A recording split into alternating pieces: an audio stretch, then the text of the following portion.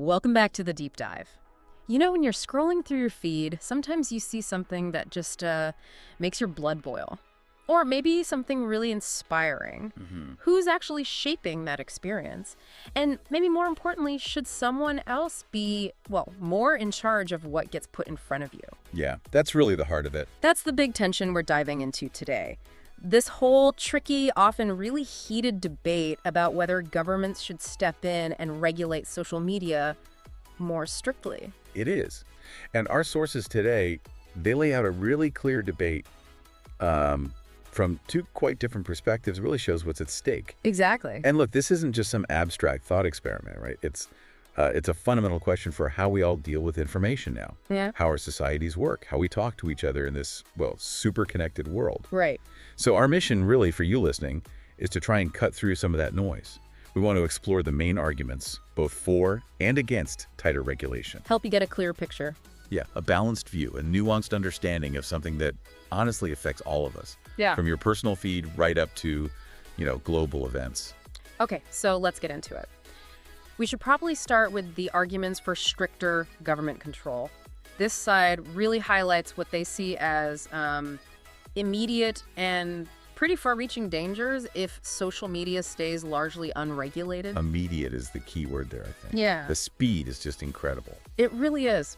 Our sources point to some, quite stark problems. The fast, unchecked spread of, misinformation stuff that's just wrong, maybe shared by accident sometimes, but also hate speech, deliberately attacking groups, and other really harmful content. Like dangerous health advice, things like that. Exactly. And the speed. Some data we looked at suggests misleading stuff can spread, 6 times faster than accurate information on some platforms? Yeah, it's wild. Reaching millions, potentially in seconds. It's not a trickle, it's like a flood, a digital flood. And this side argues that if governments don't step in, the consequences could be really severe.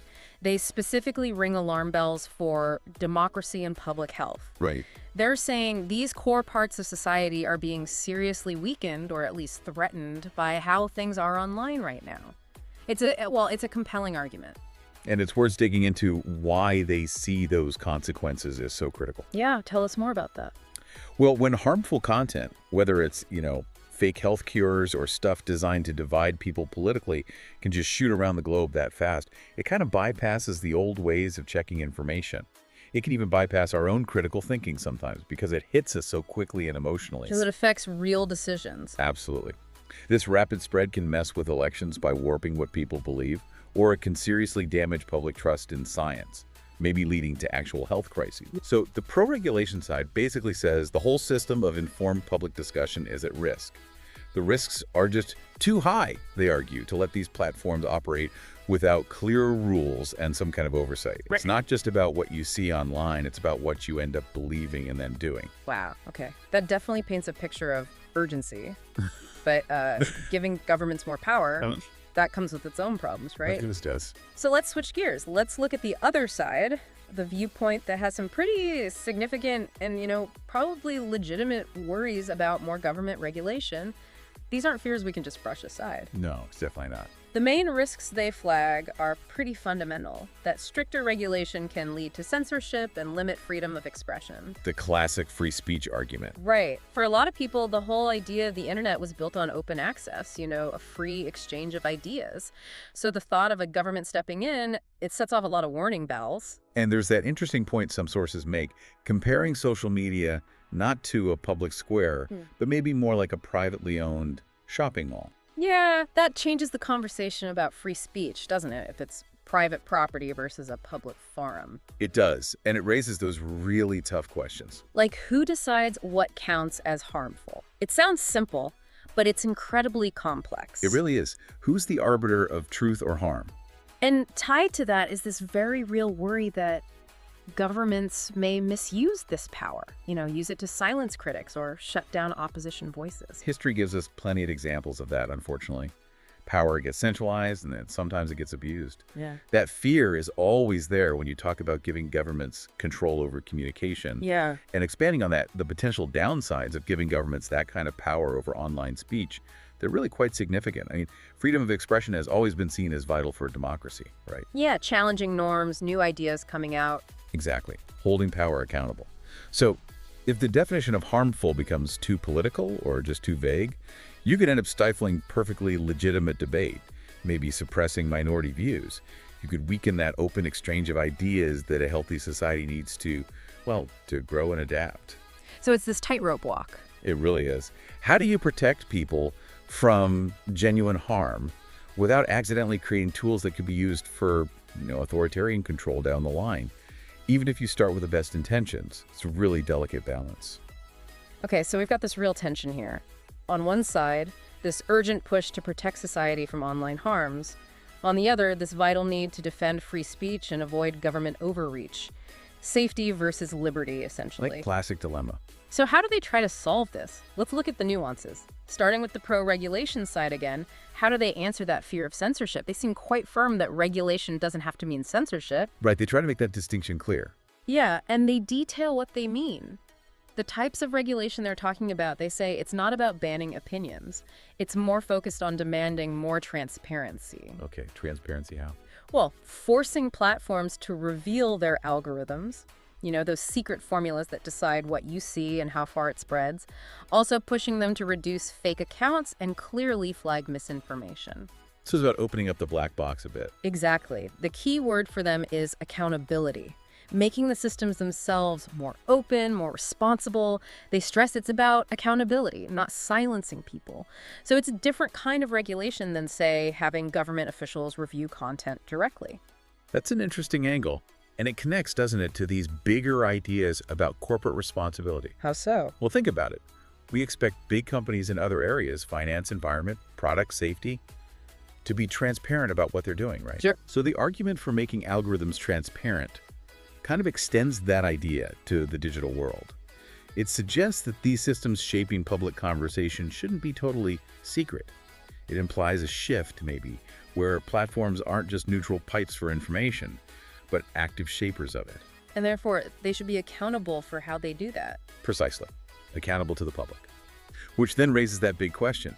Can we really trust platforms to regulate themselves effectively? Or do we need some outside pressure to make sure that accountability actually happens? That is a huge question about the role of these platforms now. Okay, let's flip back to the against regulation side. What are their counter-arguments and what alternatives do they suggest? Right. What's their solution? Well, first off, they argue that a fair bit of accountability already exists. They point to things like independent fact checkers, user reports, when you flag content yourself, and just general public pressure. They feel this existing system, this ecosystem, is already doing some of the work. So they're saying we already have mechanisms in place. To some extent, yes. And they also worry that direct government control would just slow innovation and create unnecessary bureaucracy. Yeah, red tape. Imagine trying to roll out a new feature if every little change needed government sign-off. They see that as potentially crippling the fast-moving nature of tech development. Innovation needs freedom, they argue. So what's their preferred path forward then, if not direct regulation? Their main long-term solution is quite different. It focuses on the user. They say we should encourage digital literacy so users can identify misinformation themselves. Empower the individual. Exactly. Put the responsibility on you, the user, to learn how to spot fake news, how to evaluate sources critically online, instead of relying on some outside authority to filter things for you. Building resilience from the ground up, essentially. And looking at that, relying on individual digital literacy versus external rules, it really represents two quite different ways of thinking about how we handle online information. Two different philosophies. Totally. Digital literacy is empowering, no doubt.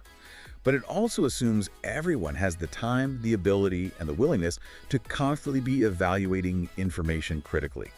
And that's a big ask, especially with how sophisticated misinformation is getting. True. But it strongly supports individual autonomy, intellectual freedom.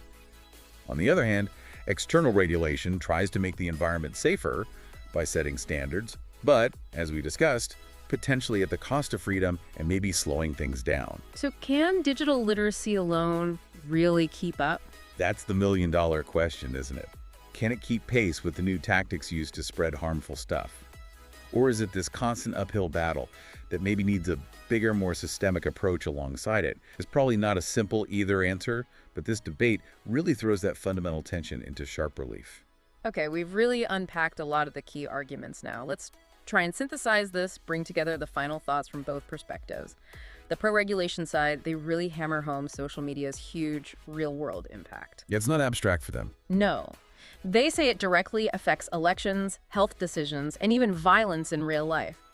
And because of that, their core belief is that the risks are just too high to leave things as they are, without clear rules and proper oversight.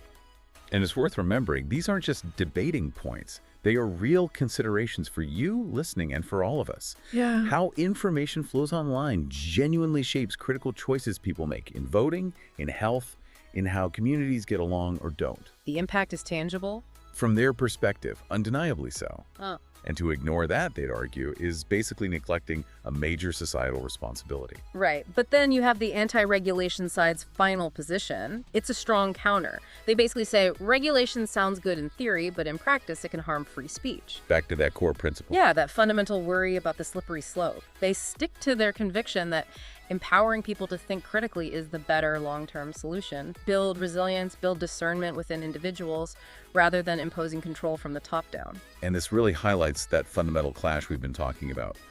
Trying to balance protection with freedom. What's the role of external control versus empowering the individual in this digital age? Both sides, interestingly, are trying to protect society from negative impacts, right?